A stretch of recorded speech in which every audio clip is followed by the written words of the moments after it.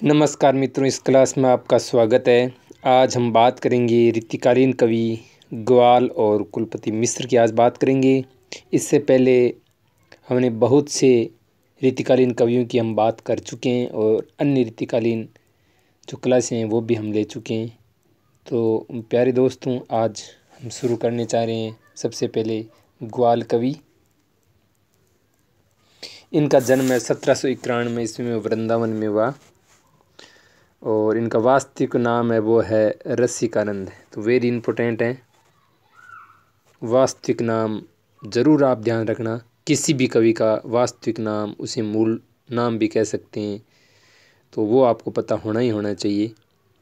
और इनकी प्रसिद्ध रचना है यमुना लहरी, और जमुना लहरी भी हम पढ़ कर आए हैं पहले, तो वो आपको उसकी मैं क्लास ले चुका हूँ, तो वो आप ध्यान रखना है। जमुना लहरी किसकी है? पद्मावत की होगी, है ना। तो इनमें कंफ्यूज हो सकता है, इसलिए आप ध्यान रखना। यमुना लहरी तो ग्वाल कवि की है और जो जमुना लहरी है वो पद्मावत की है।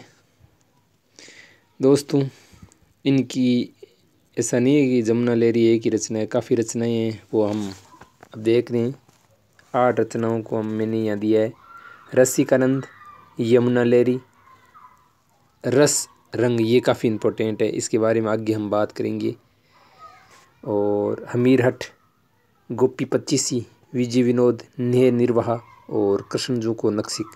लेकिन महत्वपूर्ण कौन सी है? यमुना लहरी। बाकी आपको ध्यान रखना ही रखना है। विशेष तथ्य देखो, रस रंग जो 1853 ईस्वी में लिखी गई है, रीतिकाल की अंतिम रचना मानी जाती है। तो बिल्कुल प्रश्न पूछा जा सकता है कि रीतिकाल की अंतिम रचना कौन सी है, तो वो है रस रंग। वेरी इम्पोर्टेंट है, बहुत ज़्यादा इम्पोर्टेंट के रूप में इसे देखना आप।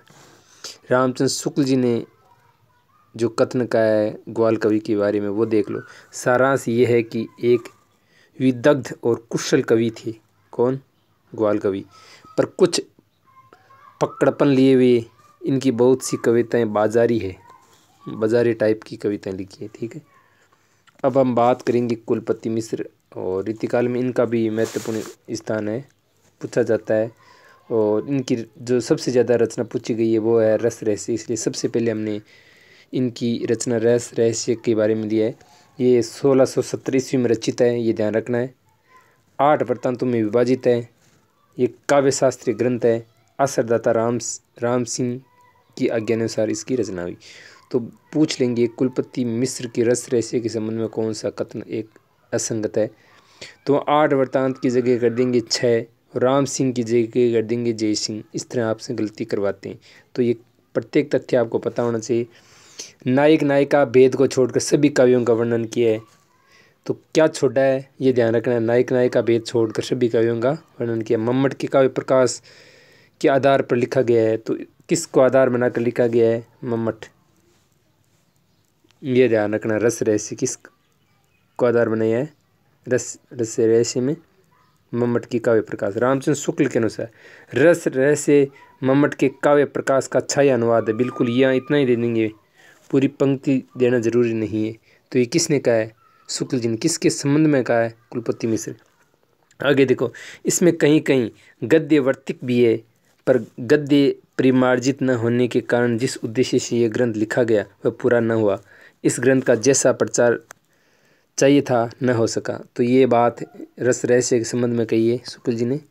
आगे देखो, और इनकी बाकी की रचनाएं देख लो आप।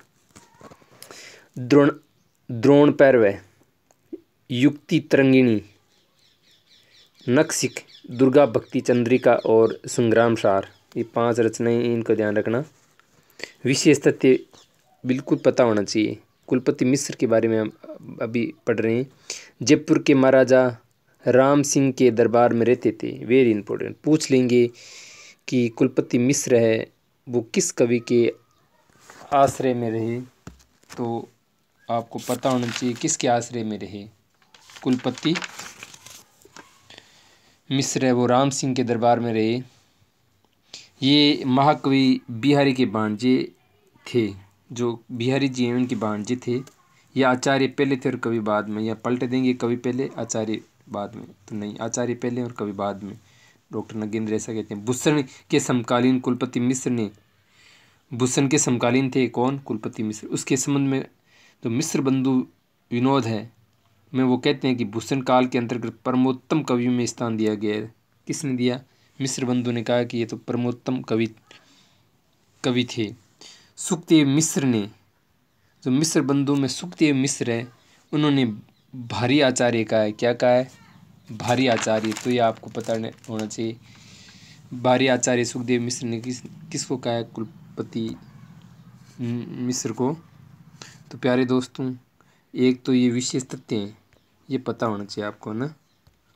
इसके अलावा रचनाएं हैं ही हैं। और मम्मट के काव्य प्रकाश पर रस रहस्य का प्रभाव पड़ा है, इनका विभाजन और राम सिंह, ये ध्यान रखना है। और यहाँ यमुना लेरी है, वास्तविक नाम रसीनंद है, रचनाएं ध्यान रखनी है। विशेष तथ्य ध्यान रखना है। रस रंग है, रस रंग वो रीतिकाल की अंतिम रचना मानी जाती है, ये पता होना चाहिए। और किसी एक छाया अनुवाद का है, तो